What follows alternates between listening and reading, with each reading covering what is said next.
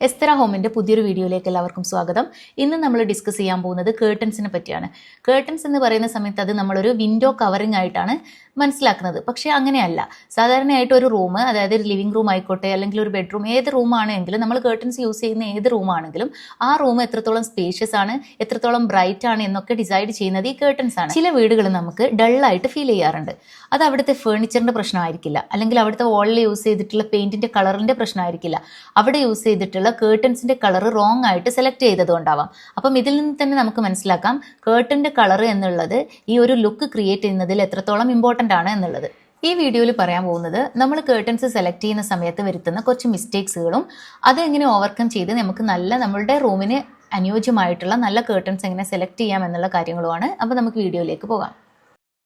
ആദ്യത്തെ വലിയ മിസ്റ്റേക്ക് എന്താണെന്ന് വെച്ചാൽ സ്മോൾ ലിവിംഗ് റൂം അല്ലെങ്കിൽ ലൈറ്റ് കുറവുള്ള റൂമിൽ വളരെ ഡാർക്ക് കേർട്ടൻ കളേഴ്സ് ചൂസ് ചെയ്യുന്നത്. Maroon, bottle green, dark brown പോലുള്ള ഷെയ്ഡ്സ് റൂമിനെ ഹെവി ആക്കും.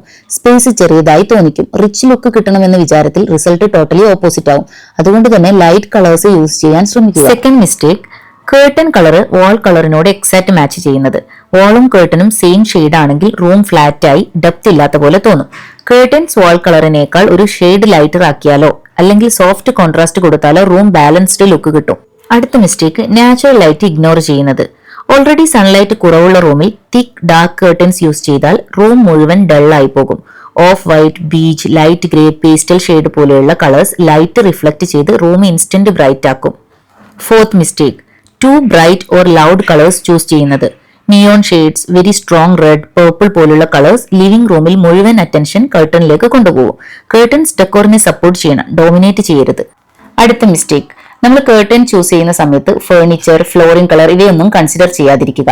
വാം വുഡൻ ഫേർണിച്ചർ ഉള്ളപ്പോൾ കൂൾ ഗ്രേ കേർട്ടൻസ് യൂസ് ചെയ്താൽ മാച്ച് ഇല്ലാത്ത ഫീൽ വരും. കേർട്ടൻ കളർ വാളിനും ഫേർണിച്ചറിനും ഇടയിൽ ബാലൻസ് ക്രിയേറ്റ് ചെയ്യണം. അടുത്തൊരു മിസ്റ്റേക്കാണ് ഹെവി പാറ്റേൺസ്.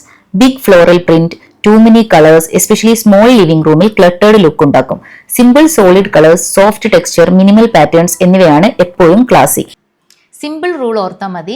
നമ്മളെ റൂം ചെറുതാണെങ്കിൽ ലൈറ്റ് കേർട്ടൻസ് യൂസ് ചെയ്യുക.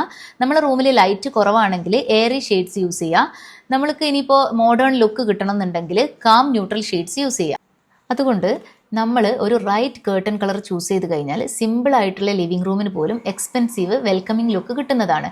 അതുകൊണ്ട് നമ്മൾ ഈ റൂളുകളെല്ലാം മനസ്സിലാക്കിയിട്ട് വേണം കേർട്ടൻസിന്റെ കളർ സെലക്ട് ചെയ്യാൻ. ഇങ്ങനെയുള്ള എഞ്ചിനീയറിംഗ് ആൻഡ് ഡിസൈൻ റിലേറ്റഡ് വീഡിയോകൾക്കായി എസ്തറ ഹോം എന്ന് പറഞ്ഞിട്ടുള്ള ഈ യൂട്യൂബ് ചാനൽ സബ്സ്ക്രൈബ് ചെയ്യുക. താങ്ക്